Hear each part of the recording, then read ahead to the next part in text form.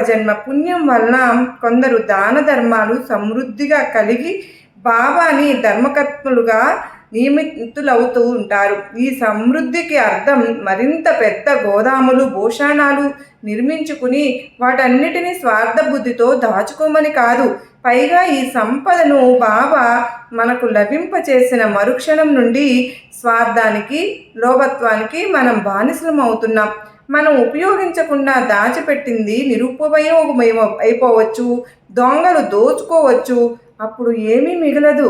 అందుకని ఈ స్వార్థ లోభాన్ని పక్కకు తోసి మన వద్ద గల సంపదను సత్కార్యాలకు వినియోగిస్తే బాబా సంతసించి ఆ సంపదను ఎన్నో రెట్లుగా వృద్ధి చేస్తారు.